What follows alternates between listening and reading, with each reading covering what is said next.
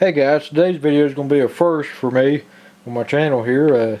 I got a Wisconsin engine. I bought this off my buddy. This is I ran the serial number and I thought it was older than what it is, but it came up as a 1970 model.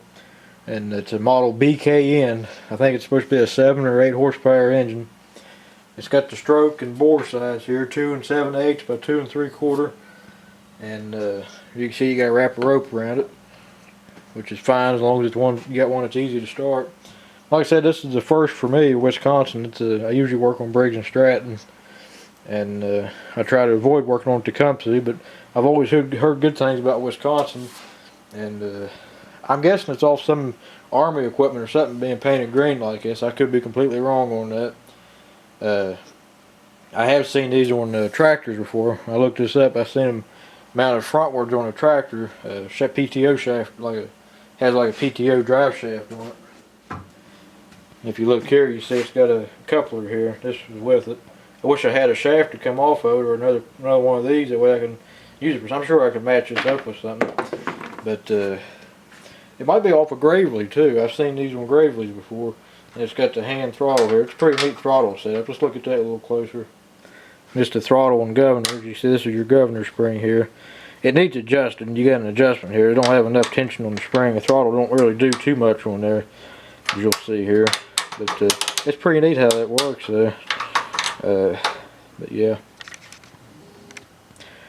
And this is either an oil breather for the crankcase, or it's a compression release. If anybody knows for sure, let me know. I'm kind of curious on that. Like I said, I'm not familiar with Wisconsin engines. And muffler's seen better days, as you can tell. And this is the choke on the carburetor. I'm not sure what brand the carburetor is. It might be a Wisconsin brand. Like I said, I'm not real familiar with them. I know Briggs and Stratton will sometimes use like Walbro and Nicky. But what got me, this is the first engine I got with this type of ignition system on there. When you turn it over, you can hear it snap. That's how the coil works on these type. And when I first got it, it didn't have spark. And I wasn't too familiar with it, or I would have made a video while I was doing it. But we're going to go through it here, and I'll show you what I did to get it running. You pull your spark plug wire off here. It's kind of like a vehicle in a way. And you take this cover off here. And it's points and condenser. That's what was wrong with it. The points needed sanded on it. Let me pop this cover off real quick, and we'll take a peek at it, and I'll show you what I did. I got more videos on how to do points and condenser. I might go into more detail. I'll put a couple of them in here at the top, 1 or 2 of them. And here, I got a frog in the garage. You hear it?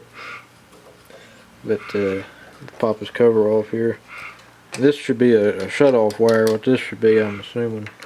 This was another first for me, dealing with this type of ignition setup on it.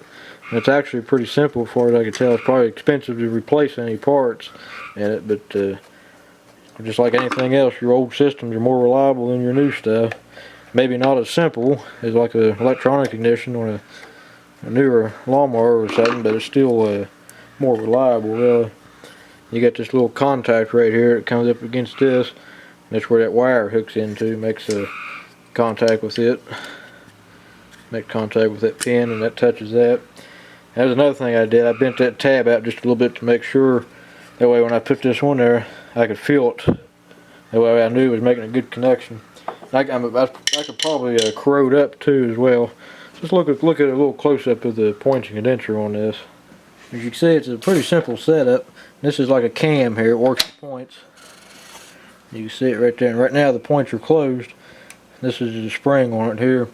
And if you don't have spark on one of these old setups, the first thing you try is to clean the points. All you got to do is take a piece of sandpaper and fold it in half so you got the grit on both sides. And you want about a 300 to a 400 grit paper. I wouldn't go any rougher than a 3 or 320. And you just open your points here, hold it down, and sandwich this in between there.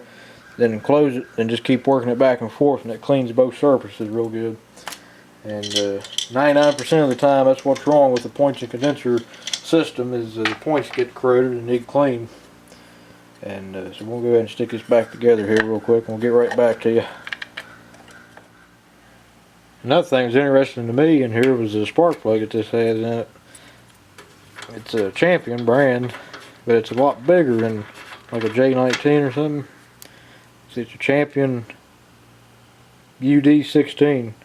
That's a pretty good size spark plug there. Then we compare it to a J19 and a 12YC. You can see there's a big difference. This is a 12YC and this is a Champion J19 equivalent. That's a big difference thread wise there. And it was cleaner than that until I ran it. I figured it was a brand new plug. I just put it in there at some point. I figured out the $100 plug. I ain't looked it up yet. I know it's not as common as one of your other ones there. For right now I'm just going to get it hand tight.